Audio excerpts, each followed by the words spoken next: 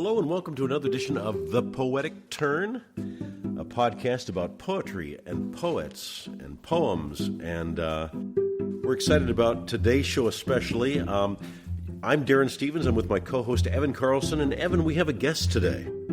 Yes, indeed. One of my favorite poets and writers about poetry, Mark Yakich. We're very glad to have you here.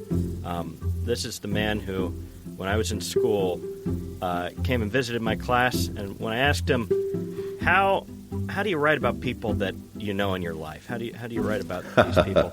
He took a copy of his novel, he held it up, and he said, "Well, you should read my novel, A Meaning for Wife," and he threw it across the room at me. And since then, I've been hooked. So I'm really thrilled you're here. Thank you for having me. I appreciate it.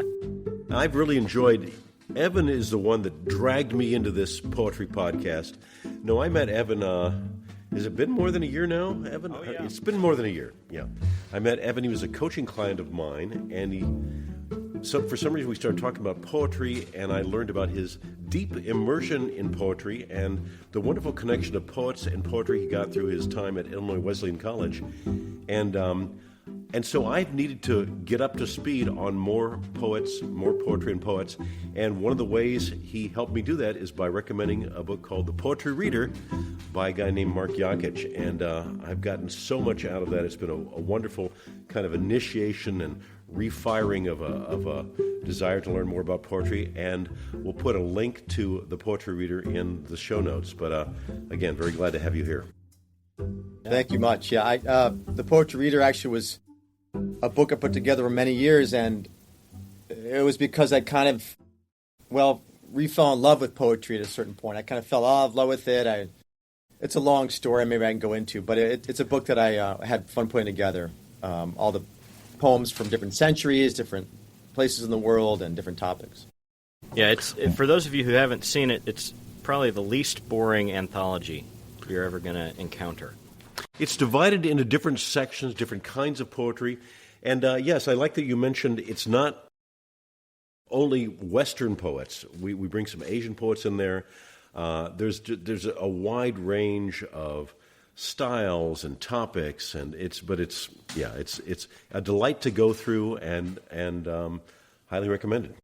Well, to get started, I would love to read just a sentence from your book, Poetry: A Survivor's Guide, and then ask a quick question that you can answer however you'd like. And it's right at the beginning, and it's, dispel the notion that reading poetry is going to dramatically change your life.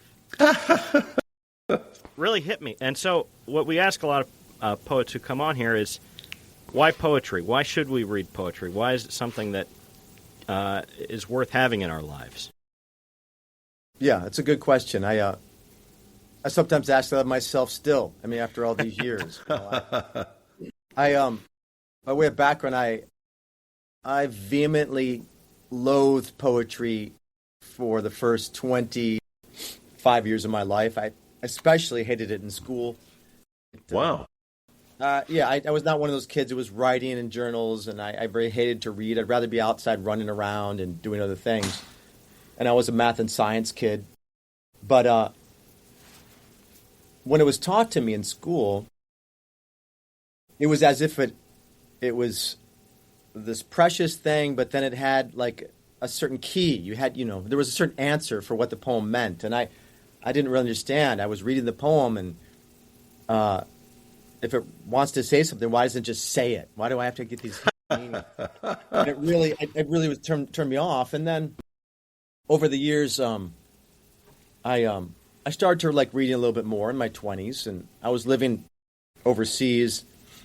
This is in the 90s, before the internet had taken off so much, and certainly before smartphones. So I didn't have that many friends. I was, living in Belgium and working in the European Parliament, but I would go to the English language bookstore around the corner from my apartment, and the thinnest books were the books of poems. So I was kind of attracted to those because I didn't really like to read. I would pick up the books and I would look at this thin little thing, and if I'd read a couple poems. If I didn't like it, I'd put it back, and I would take another one, and I would maybe buy two or three. And the first poems I really started liking were poems by Eastern European, Central European poets. Interesting. So Vasco Popa and Zabagainu Herbert, and How did those poets and poems break through?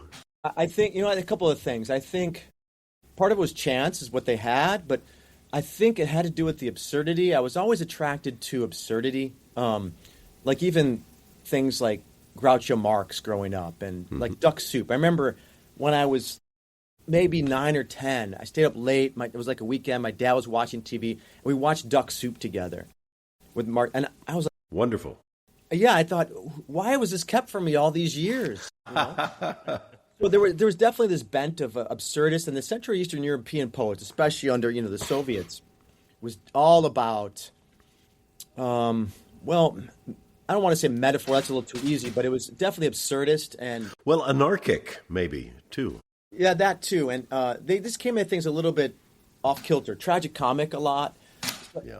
I made my way then to Charles Simic and James Tate, some of the whatever you want to call them, neo-surrealists, and Simic was from the former Yugoslavia, of course. So that's how I kind of made my way in, and then through my own journal writing. So dispel the notion that poetry is going to radically change your life. It wasn't radically change my life, but I was attracted to this tragic comic element that I found in it, and wordplay. I did the first book I ever bought, my own money, was like a book of proverbs, like.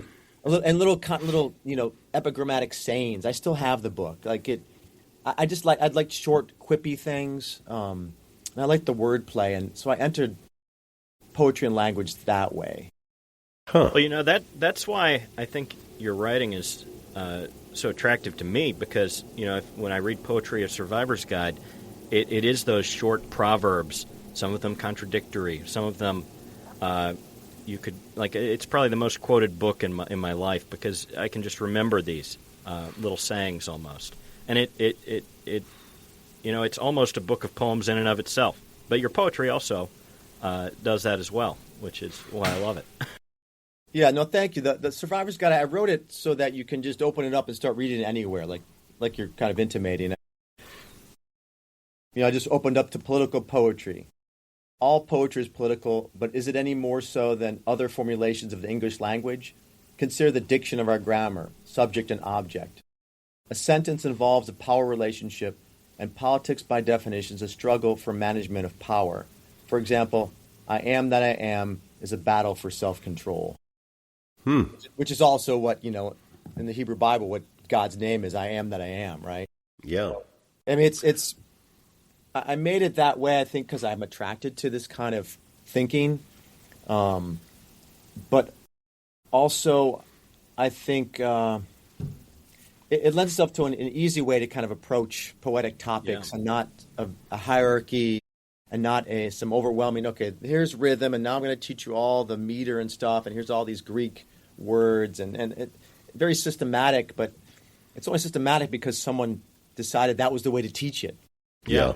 Well, that's why here, both of us are very familiar with Mike Tooney, and he's really influenced me in that you don't have to look at a poem and say, what does it mean, or what's the rhyme scheme here? But you can say, where does it surprise me? Where does it move? Where does something happen that makes me turn my head? And I don't know, do you think that is a worthwhile way of looking at a poem?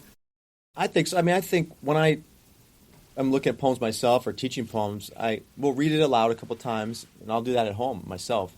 And then, you don't have to start at the beginning. What attracted to you? That was a weird word that's used there. That phrase seems so. Let's start there. You can start anywhere. What a great idea. I mean, at some point, you go back to the beginning, but why not enter it wherever you feel the most purchase on? Yeah.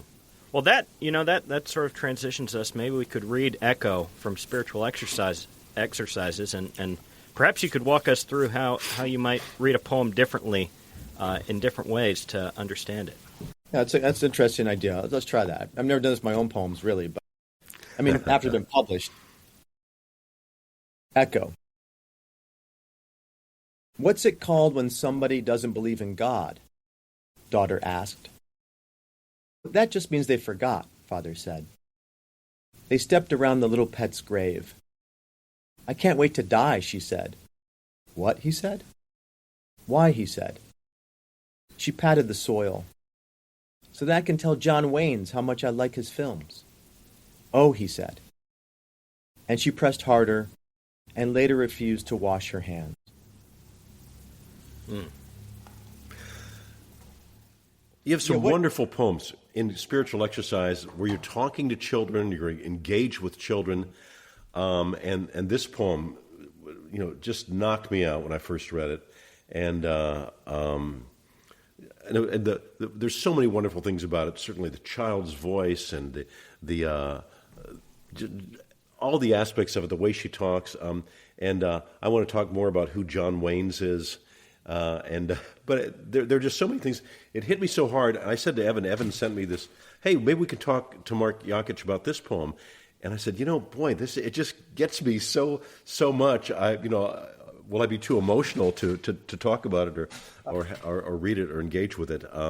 It just really hit me on an emotional level the first time I looked at it.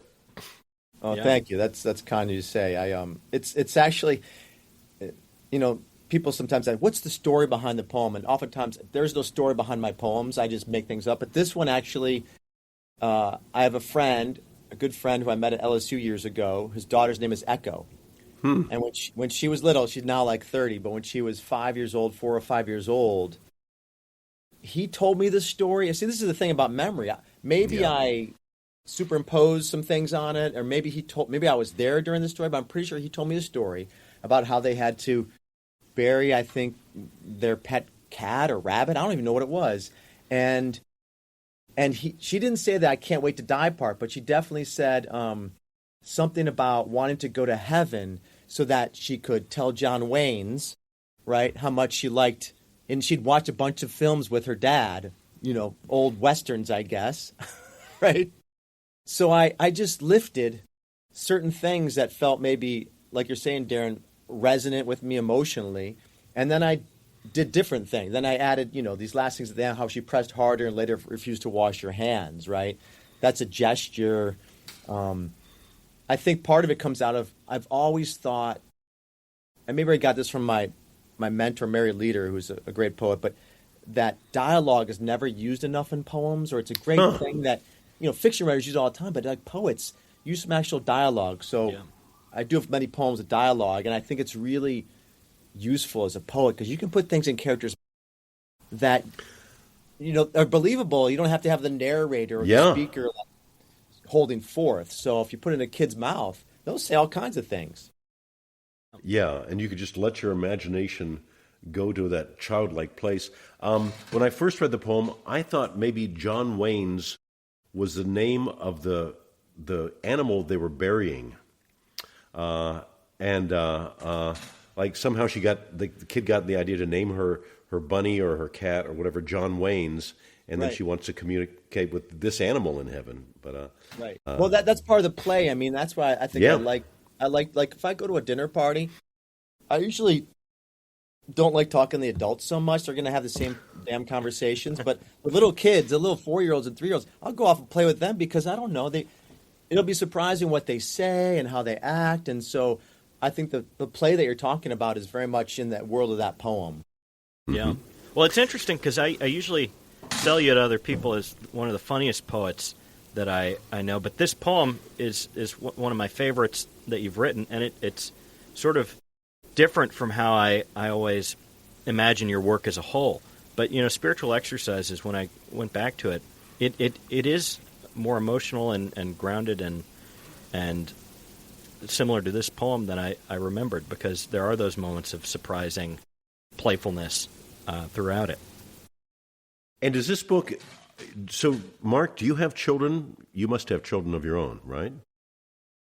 Yeah, I have. Well, now I have a 19-year-old, a 16-year-old, and a 10-year-old. Huh. So I just see in spiritual exercises your connection with these kids and the way they see the world and how they engage with you. And there's some dialogue in some of the early parts of the book with your children, your daughters especially. Yeah. Right. So, I mean, that's the interesting thing is I do have, 2 sons and a daughter, and there's a poem called Autism in here, which ostensibly is about my daughter, but my daughter doesn't have autism. But I didn't feel like that limited me to write a poem about autism. Of course not. Right? But people will assume that my daughter might have autism, and I don't think she really knows that poem's in this book. Because someday she'll read it and be like, "Dad, do you think I'm autistic?" And maybe she is in certain ways, but it wasn't like that label's been put on her, for example. Well, when we're all on a spectrum. That's what a spectrum is, and we're all on that spectrum. So, yeah. Now, where did you learn to abandon the facts? Did you always have that in your writing? Did you learn it from somebody? Did you just get fed up with having to tell exactly as it was? Well, I guess I wouldn't, as a poet, I kind of don't really like the phrase abandoning the facts, but I think maybe it's the play of language. I mean, because everything you say, let's say the world is round. Well, that is true, but all those words we're using is just a translation, right? None of those words have anything essential to do with the world and the roundness, right? You see, so language is inherently playful, and so I'll always kind of, maybe defer is the right word, to Derrida or someone saying everything's in play more than you think it is. Huh, yeah. So, for example, I was teaching the other day, and, this idea of critical thinking comes up a lot at universities, and I really despise the phrase for lots of reasons. The first is because I didn't come up with it, but the second is people just drop it. Like, we need to teach more critical thinking. What do they actually mean? Yeah. They usually don't mean very much. It's just some kind of placeholder. If I had actually defined it, I'd say, well, it has to do with asking questions and good questions. But if one of my students, we put the words critical thinking on the board, I'm like, well, what do you think of critical? What comes to mind? And usually it had a negative connotation.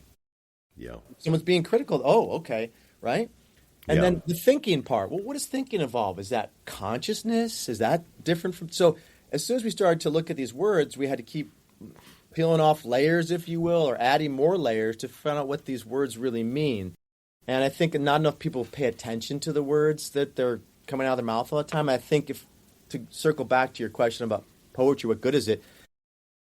It makes you pay attention and slow down to words and meanings and metaphors and playfulness in language, which you're not accustomed doing like daily basis for a number of reasons, right? Maybe it's with the internet, we're so used to just throwing out any old language and not caring and not concerning ourselves with meaning or value of language, and it's been brought low by discourse and the internet, and so so poetry engaging more strongly, more closely with language, maybe it's what we need now as much or more than ever. Yeah, I mean, slowing us down can't be a bad thing really at this point. I mean, I know we need to be more efficient to sell more things and for the whole system to work. At the same time, I guess when it comes down to it, poetry, even back 30 years ago or whatever, when I first started reading it, even before, the early years of the internet, it was getting me away from whatever I was doing in the parliament, whatever the discourse of the day was in politics. I was reading these little word playful poems, which sometimes had facts, sometimes didn't have facts. It wasn't that I didn't care about the facts. It was just that I understood there was something there that I couldn't put my finger on, but I enjoyed that experience. Yeah. Was it a break from your important work back then? Was it? Did it feel like you could take a little bit of a mental break from your day job? Yeah, I don't know if my work was even important, but it definitely, I just was attracted to that much more. I don't know if I needed a break. It's just I think I decided I was like 26, 27, and living in Belgium, and I thought I finally found something that I really I'm passionate about, not just interested in. Okay. And I decided, well, if I'm going to do this, I'm going to go all in. I'm not going to just half-ass it. Yeah. Well, how about we return to Echo for a second, and maybe you could show us some of the ways that you like to play with a poem. Because, a lot of people were taught, to read it slowly, maybe with an affected voice, to take things very seriously, especially if they have a serious content to it. and people feel like they can't play around with a poem. So how could you play around with a poem that feels like you're not allowed to touch it? Yeah, I mean, I like what Darren said. I mean, just to John Wayne's, right? You can go right to John Wayne's if you want, because like, well, that's interesting because none of the characters get real names. They get daughter and father, and then you get pet. We don't know the names of anything, but you get John Wayne's, and you think, yeah, is that the name of the pet, or what's this famous character, this film historical character, got to do with this poem? So you can enter there. That last image of, I mentioned earlier, she pressed harder and she later refused to wash her hands. It ends on this picture in your mind. I mean, sometimes I think about the end of a poem as what is it leaving you with? So sometimes some poems will leave you with a question, like literally. Yeah. How do I know the dancer from the dance? You know, some will leave you with an image. That's often a way that poets get out of poems. We're going to give an image at the end, like this one does. Other ones will give you maybe a declarative statement, you know, an epiphany at the end that's more abstract or something. So you could start this one by just looking at the images. So the poem's called Echo. There's not really an image there. In fact, you don't know that that's the daughter's name. It's not part of the poem, but you have this sense of a concept of echoing. So the first image you have is, what's it called when somebody doesn't believe in God? Maybe you have an image of God. I mean, unfortunately, you might have the big guy and a guy in the clouds, but what's happening in the beginning, there's no images until you get to the grave, really. Right? You get the characters talking to each other. You don't know how old they are. You don't know who they are, how old they are. Right. Daughters capitalized. So it could be formal acknowledgement of daughter. Then but a pet's grave, do adults bury their pets? I know that we lost our dog, a year or so ago, and we buried Romulus in the house, in the yard of the house that my girlfriend lived in. So adults can bury pets too. Somehow there seems to be something more childlike about having a grave for your pet, but clearly in my experience that's not always the case. Right. And if we just look at the images, we have grave, we have soil, maybe John Wayne is an image, and then we have just the hands. So it's the world of the poem is just this little scene. And if you had to film it, for example, sometimes I think about that, like if I'm working on poems or teaching poems, like not all poems are filmable, but you could film this one. It's a little absolutely scene. Be a wonderful little short film. Absolutely. Yeah. With dialogue, right? Yeah. The dialogue's already there. But I think part of why it works so well as a poem and why maybe as a film it would lose something is because we have to fill in so many of these things, of these gaps. Because just as you were talking about the images and what's actually there, I mean, we assume that because she says John Wayne's, she's a little girl. But in the world of the poem, that she could be 40 years old, and that's what she always called John Wayne, and her father always got a kick out of that. And so, there's nothing that's keeping it there, and that's sort of interesting to see. Yeah. Does an adult say, "I can't wait to die"? Would an adult there would be a filter on an adult that they couldn't? I've said that sometimes, but I'm a poet, so I don't know. I say it to my buddy Chris all the time. I don't know about this. This is, But the state of the world. I'm not sure anyone should use me as an example of anything. And there's another thing in your book where you say pay attention to where you misread something, where you misread a word in a poem, and that can teach you a lot. And in this one, I think that's why that John Wayne's sort of stuck out so much on my first reading, because I remember getting stuck on it for a moment. And not exactly knowing if that was a typo or if I was reading it wrong or what have you. And it just pulled my interest. And I don't know that it told me what the poem means, but it hooked me into it a little more. Yeah, I think key for me is playing off of or on a reader's expectations. Yeah. Right. If I'm So that little moment there with the extra little S, it plays on your expectation of, oh, was that a typo, like he just said? Is that, what does that indicate about the speaker? About the girl in the poem, the daughter, right? Yeah. Does that indicate age a little bit? And that's where the reader then has to make a little bit of a leap, perhaps, right? Yeah. Yeah. Well, it also speaks to the idea of not reading a poem just once. And you talked about pulling these slim volumes back in your old job in Belgium and being able to move through these slim volumes of verse. But maybe for good poets and good poetry and good poems, we do need to take more time with each poem, just taking more time. Maybe that first read is an initial reading, and then we connect to it more.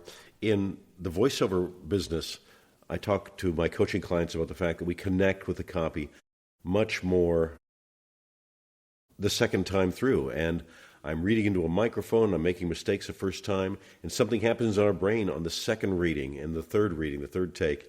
And I'm sure that we connect more closely with a poem in the same way. Yeah. I mean, I think some people ask, what are the greatest poems? And I think it's a poem that you can keep going back to and reading, and you don't quite get it every time. Like Emily Dickinson is my desert island poet because, and it wasn't always the case, but I can keep going back to her and struggling with certain ambiguities in the poems. Whereas Walt Whitman, I do love Walt Whitman, but I pretty much get what he says. And I can go back to certain poems. I love them for their song-like stuff, but as far as cerebral engagement, I'd take Emily Dickinson over it because I can keep reading it like you're saying, and I'm never fully done with it. Yeah. Well, that makes me think of, in your book you say the most underrated poet in the English language is not some random person out here. It's not this or that. It's William Shakespeare. And could you talk about that a little bit? The most underrated poet is William Shakespeare. I probably stole that from Stephen Booth, a Shakespeare scholar at Berkeley, when I was grading papers for him. But and I had the same reaction, like, what are you talking about? He's really popular, and everyone knows his name and stuff. But you can return. I was looking at the To Be or Not to Be speech the other day, and there was an academic article about it, more of a public academic article. It wasn't like esoteric, and I didn't realize some of the things that were in that poem that was being pointed out because of the 400 years ago how the language worked, and that the poem is not really about suicide, or in our context we think about it as to be about suicide, but what the poem is actually about is, should I do something with my life that seems worthy, like killing someone or not killing, taking revenge, right? Should I really be with my life? Or should I not? Should I just step away kind of from things? And so that's maybe an alternative reading, perhaps, to our thinking of being taught that poem and how it operates in our culture. At the same time, I can keep coming back to that monologue how many times and still love certain lines and quite not understand everything in it and want to hear it again. Well, this is something, and I hope our listeners have been influenced by this multiple times in the course of this podcast. We've been doing it just a few months. Evan will bring in a poem, and I think, well, that's a good poem. That's a good thing for us to talk about. And then in the course of discussing it, well, for one thing, Evan has a wonderful mind for grasping poetry and talking about poetry, but he just really finds so much more in there than I got in a second or third reading. And I hope our listeners to this podcast engage with poems and read them repeatedly.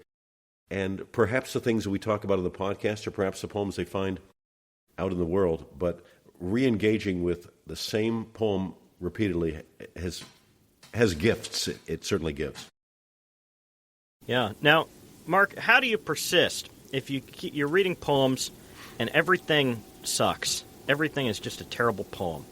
How do you persist? Do you just give up poetry? Do you keep going? Or do you give up on that poem? Evan, are you talking about a poem or a poet? Or what? Anything. Sometimes I'll be reading various magazines, and I think every single poem is terrible. You're talking about the New Yorker, aren't you? Well, actually, I don't know what we shouldn't say where he got this from exactly, but let's just say if there were a modern collection of poetry, and you go through and you don't find anything there that really seems to have value. That's what I got from when Evan and I've talked about this in the past. Yeah, I've kind of gone through those stages, and before I was working on the poetry reader, I was definitely in a depressive situation where I would look at poems like, geez, why? That's just, for whatever reason, there wasn't a lot of wordplay. It was just kind of all there. It was this little self-confessional thing or whatever. There's lots of reasons not to like a poem. And in fact, when, I think most readers, I mean, speaking about myself or even my students, at least when I observe, they're looking for an excuse to stop reading a poem. I don't like that line, or I don't relate to that. I'm putting this in air quotes because I just like the phrase relate to it. Like, you have an imagination. You can relate to things if you want, if you're in the right mood. So some of that has to do with the mood you're in. So I think maybe having a good cup of coffee while you're reading might help. Or sometimes late at night, I find reading before bed poems, I'm a little bit more vulnerable about the word, but I'm more susceptible to a different state of mind. Maybe more open, just maybe more open. And I guess it's, at a certain point, there's a lot of poems being published, so a bunch of it's not stuff that I'm really into. But I'll just keep looking, or I'll go back to some old favorites. I was looking at Jack Gilbert, his collected works the other day again, and I don't tire of some of those. Some of the poems in there, I think, kind of meh, that one's not so great. But then I'll come to like the 5 or 6 I've dog-eared. And I'll be like, wow, A Brief for the Defense is that just knocks me out. Huh. That one's in the poetry reader. I think the first line is something, sorrow is everywhere, or something like that. If babies aren't crying here, they're crying somewhere else. And then it goes on from there. But so I kind of go back to some old standards. I don't know if that helps you, Evan, but that does help me. Well, and what is that impulse in you that makes you want to keep going back to it? You said that you had some time away, but you obviously got drawn to it. Was it just because you're a poet and you felt you had to, or was it because of some intrinsic thing?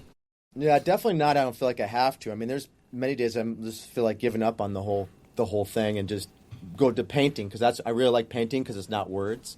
I find myself much more in an other kind of mind state. But I think that word "other" is why I go to poems. They're usually other than what the rest of the texts and words in my life are about.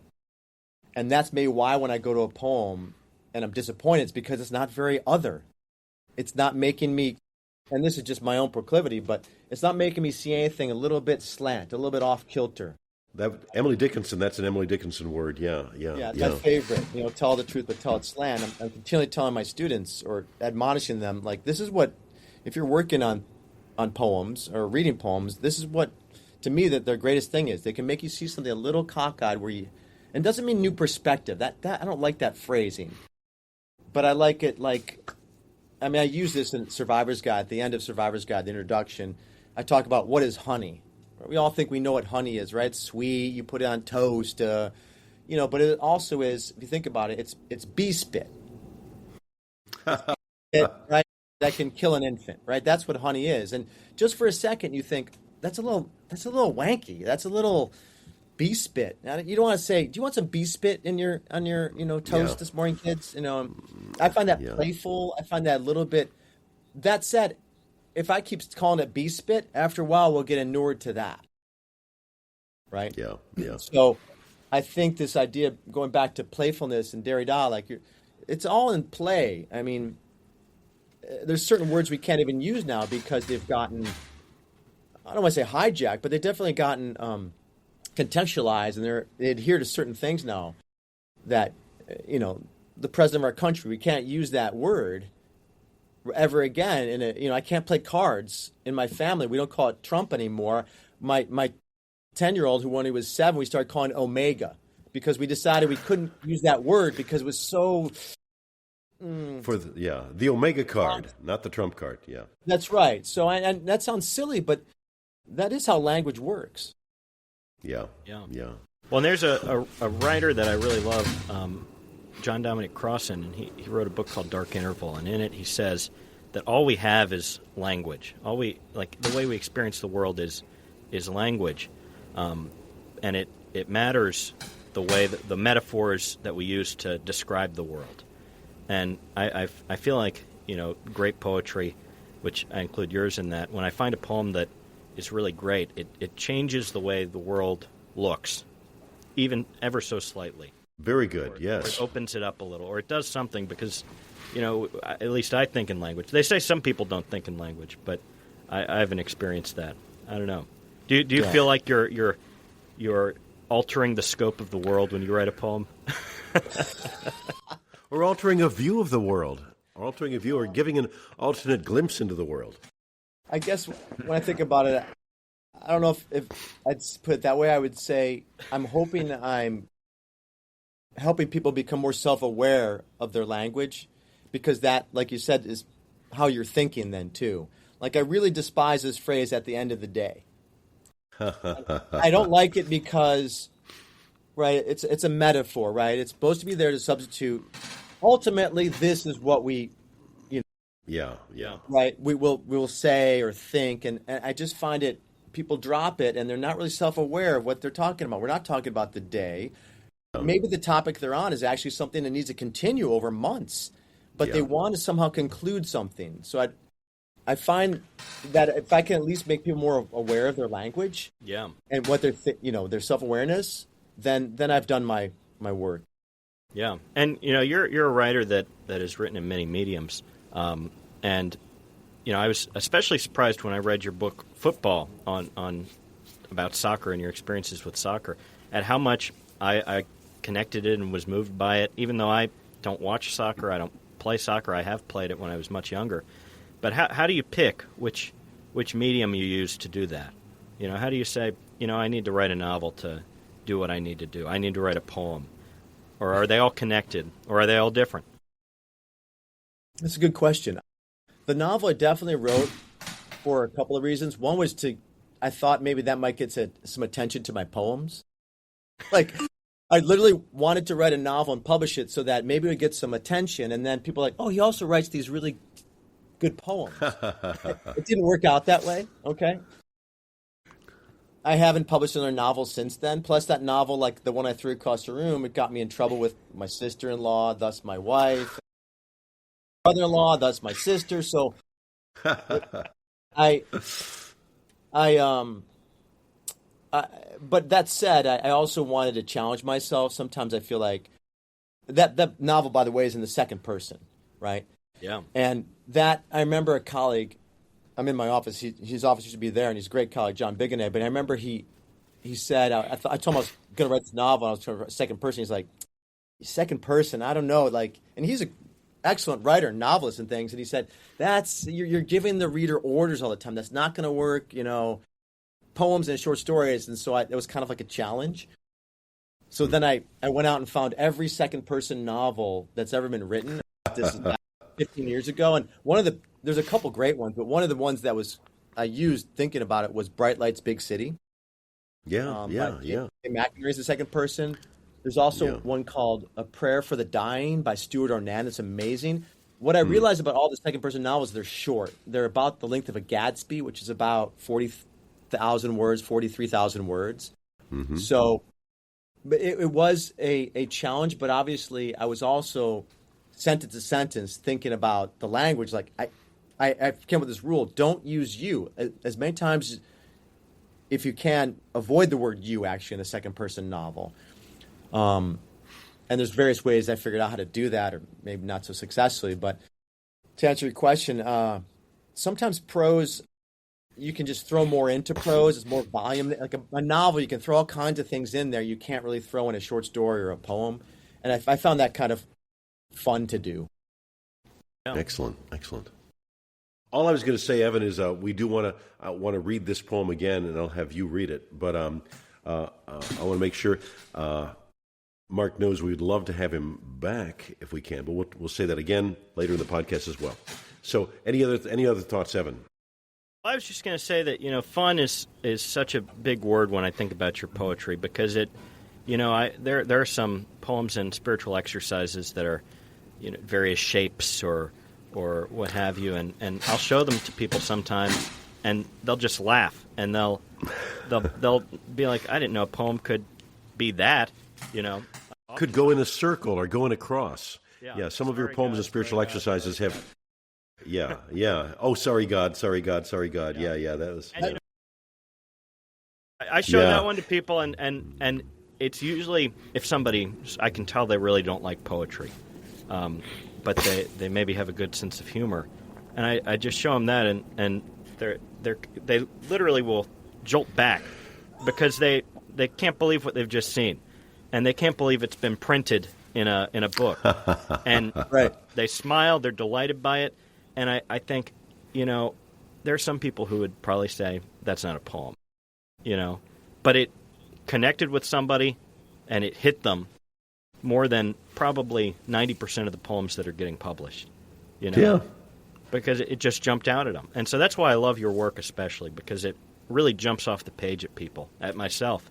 And I don't know. That's sort of what I most want out of a poem, is to be hit with it. Yeah, no, thank you. Maybe that's the other I'm talking about sometimes too, and why it's kind of nice to be a poet is because you can kind of put the title poem on lots of things. And people like, well, I guess so. It's the 21st century. Sure, that's a poem, and it's just kind of, it's almost like, you know, contemporary art or something, like when what's-his-name had the banana peel thing, you know, and it's Yeah. So if they see a poem that like, well, I didn't think it would do that, that's part of, I don't want to call it shock, but I definitely want them to get out of their usual way of thinking. So Yeah. Well, that's the surprise. That's, you know, that's a really quick turn. You know, that's where you think one thing and it shifts and it swerves to another. I don't know. Well, would it be all right if I read Echo now once? Oh, please do. Yeah, I'd love to hear your voice. Yeah, and see what we come from that. Because, you know, another quote I always quote of you is that the greatest way to disrupt the soul is to read a poem out loud. So Yes. I think that's a worthy endeavor. Okay, this is Echo. What's it called when somebody doesn't believe in God? Daughter asked. Oh, that just means they forgot, Father said. They stepped around the little pet's grave. I can't wait to die, she said. What? He said. Why? He said. She patted the soil. So that I can tell John Waynes how much I like his films. Oh, he said. And she pressed harder. And later refused to wash her hands. That's good reading. Excellent. Good. Thank you. Yeah, thank you, Evan. Yeah, I was sort of struck by the way, you know, it there were things that I read in it that moved me differently than when I hear it. And it definitely affected where pauses happened, where time entered into the poem. And I'm a big fan, and it's something I do in my coaching, something I do in my work. I am all about conversational speech. And it's so wonderfully conversational. The little girl says, I can't wait to die. And he says, what? He said. Why? He said. There's a break between those two sentences. He could have said, what? Why? And it could have been on the same line. But there's this kind of, he's clearly taken aback. She says, I can't wait to die. What? He said, he's not sure what he heard. And then he figures out what he heard. And then he says, why? And it just, that wonderful break, it's just so human, so conversational. And I love, that's one of the many things I love about this little poem. Yeah. Did you notice anything different hearing it read to you as the writer of it? I think at the end, when I heard you read the harder line, I definitely thought, well, you can't end the poem there. Yeah. Like the hands at the end, really, that image, because there's not prayer happening necessarily, but, you know, with the God in there, there's a little bit of intimation or reaching for that idea of hands are Yes. part of your body, right? That are very, Yeah. it's what you touch most with the world, and it's how you're such a sense of touch comes in through your hands a lot, and ending on hands seems like the right quote move for that poem, and not just the pressing harder. Yeah. Well, that's one thing that I love to do with a great poem is wonder, how could I ruin this poem? What choice could have easily been made that could make it so much worse? And one could be to not have that last line. You know, you could have been writing it and said, I think I'm done there. But the last line pulls it all together, and it brings something out that you can't even really describe why necessarily all the time with that. Or you could, change it to what Darren was saying, where he says, what, why, and put those all together, not have that space between. And these little tweaks help me figure out why a poem is something I do like, because I can see what could actually make this terrible. I mean, and you're attuned to language and the line breaks and the stanza breaks. I mean, people who like that kind of subtlety, they're going to like poems. And the thing is, the more you look at those kinds of things, the more you can enjoy a poem, not just for its message, which I think is a really kind of very facile way of seeing what poems are about, getting its message. Like Frank O'Hare used to say, if you want to get a message across, just call some up and tell them. Like, you don't need to write a poem. That's not what the poem's for exactly, right? It's for some other things besides just getting the message across. So when I have students who are, playing around with lines, they're like making this observation about the what he said, the why he said, that's the kind of student who's getting the idea. And the kind of student who's going to be attuned to language and be a poet maybe someday, for better or worse, because they enjoy that. There's enjoyment there beyond just like the melody of the poem, or it's a pretty picture. Those are fine, but that's not really what a poet is all about, as far as I'm concerned. Well, Lexon, this is a great poem to explore with you, Mark, and we're so glad you joined us today. I've been enjoying your writing. You're writing about poetry, certainly your poems, and we're so happy to have you on The Poetic Turn, and hope that maybe down the line, if we keep doing this, that you'll come back with another poem or more thoughts about poetry. It's a real gift to have you here. Absolutely. Well, thank you so much. I appreciate having me on and talking about poems. I don't get to often talk about them besides with my students, and that's a little bit different when talking to you all. Well, folks, if you've been listening to us or watching us, you might have seen us on YouTube. We don't really emphasize the whole visual part, but we found out we're on YouTube as well. And like, share, tell your friends about The Poetic Turn, and we will do this again. Evan, Mark, I'm Darren. Thanks, everybody, for listening to The Poetic Turn.